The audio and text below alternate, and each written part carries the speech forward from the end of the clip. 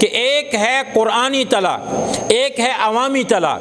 قرآن و سنت کے مطابق طلاق کیا ہے اور عوام کی طلاق کیا ہے، دونوں میں بڑا فرق ہے۔ اب میرے عزیز ساتھیوں، قرآن کی طلاق کتنی ہے؟ قرآن کی طلاق کتنی ہے؟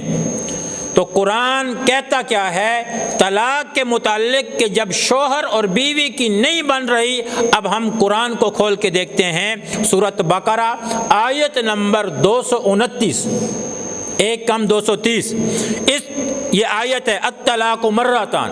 اللہ رب العزت اس آیت میں فرماتے ہیں کہ طلاق زیادہ سے زیادہ 2 بار ہونی چاہیے۔ الطلاق مرتان، کہ طلاق زیادہ سے زیادہ کتنی مرتبہ دینی چاہیے؟ 2 مرتبہ دینی چاہیے اپنی بیوی کو۔ اب آگے قرآن پاک فرماتا ہے فَإِمْسَاكُمْ بِمَعْرُوفٍ۔ میں یہ ساری آیت جو میں نے پڑھی ہے اس کا میں پہلے ترجمہ کرتا ہوں۔ ترجمہ حضرت مفتی تقی عثمانی صاحب دامت برکاتہم العالیہ کا جو آسان ترجمہ قرآن ہے، جو آپ لوگوں کے لیے لکھا گیا ہے، اس آسان ترجمہ قرآن کے الفاظ کو پڑھ کے آپ کے سامنے رکھتا ہوں۔ بڑا بہترین ترجمہ کیا حضرت مفتی تقی عثمانی صاحب نے اس آیت کے تحت کہ طلاق زیادہ سے زیادہ 2 بار ہونی چاہیے۔ اس کے بعد شوہر کے لیے 2 ہی راستے ہیں، یا تو قاعدے کے مطابق بیوی کو روکے رکھے یعنی طلاق سے رجوع کر لے، یا خوش اسلوبی سے چھوڑ دے یعنی رجوع کے بغیر عدت گزر جانے دے۔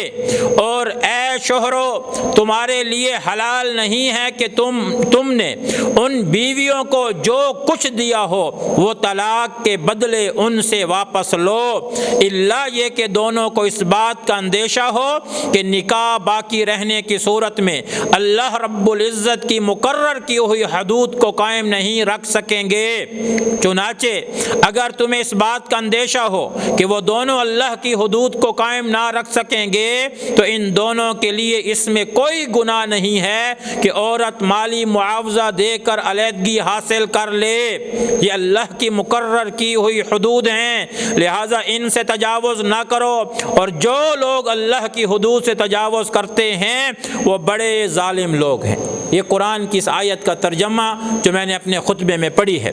اب میرے عزیز ساتھیو، اس آیت کو سمجھیے، پھر آپ کو طلاق کا مفہوم سمجھ آئے گا۔ یہ قرآن کی آیت کیوں نازل ہوئی ہے؟ الطلاق مرتان، یہ قرآن کی آیت کا شان نزول کیا ہے؟ اصل میں مسئلہ یہ تھا، زمانہ جاہلیت میں لوگوں نے طلاق کو گپ شپ بنا دیا تھا۔ لوگ اپنی عورتوں کو ذلیل کرنے کے لیے اس طلاق کے اندر ایسی چیزوں کو لے آئے جس سے عورت ذلیل ہوا کرتی تھی۔ اب کیسے کرتے تھے؟ زمانے جاہلیت میں وہ اپنی بیوی کو طلاق دے دیتے، اب ایک طلاق دینے کے بعد اس کو چھوڑ دیتے عدت کے لیے۔ اب جیسے ہی عدت کا وقت پورا ہونے لگتا، اس سے 2-3 دن پہلے جا کے اسے پھر رجوع کر لیتے، اسے گھر لے آتے، اس سے ملاقات کر لیتے، اسے کہتے بس بات کو چھوڑو، آگے نہ بڑھو، میاں بیوی ہیں، تو رجوع کر لیتے، وہ پھر واپس آ جاتی۔ اب پھر 2-4 دن 8 دن مہینہ 1.5 ساتھ رکھا، پھر طلاق دے دی، پھر وہ عدت میں اس کو بٹھا دیا، پھر عدت پورا ہونے سے 2-4 دن پہلے پھر اس کو واپس لے آتے۔